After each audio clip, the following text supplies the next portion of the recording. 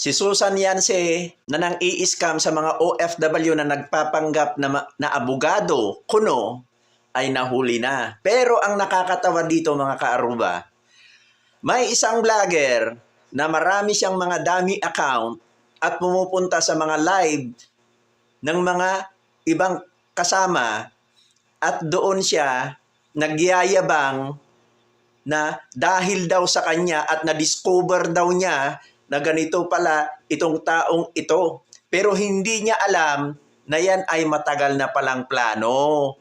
Oy, wag ka naman credit grabber. Mahiya ka naman sa sarili mo. Mahiya ka naman sa sarili mo, oy. Diyos mio, credit grabber ka na nga. Diyos ko, ang dami mo pang issue dito sa social media. Mahiya ka, oy. Animal na to. Kung naaalala ninyo, meron siyang dating binalahura na kasama namin. Isa yon sa dahilan.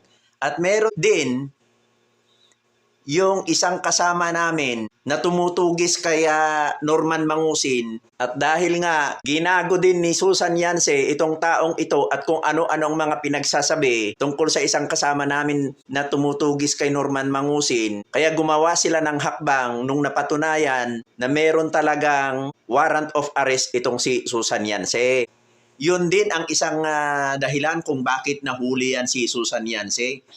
Kaya boy, huwag kang credit grabber. Mahiya ka. Ang dami mo ngang issue sa mga ibang community. Pinagtatawanan ka lang. Huwag tanga. Ano yan? Para pabilibin mo yung mga tao na ikaw ang nagpatrabaho dyan? Doon pa lang sa loob ng group chat, alam na namin kung sino ang tumatrabaho dyan. Huwag kang masyadong epal, boy. Alam namin na ikaw yung mga nagko-comments doon, tapos pangalan mo yung laging linalagay doon. Huwag ganon. Kupal ka lang. Diyos mio. Kala mo naman may nagawa. Kakupalan lang naman ang alam mo. Yan ang alam ng karamihan. Kupal ka.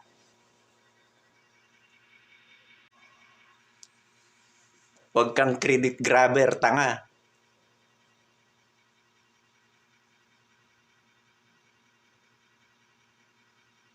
Lagi mo na lang pinupuri ang sarili mo. Kakatawa ka, boy.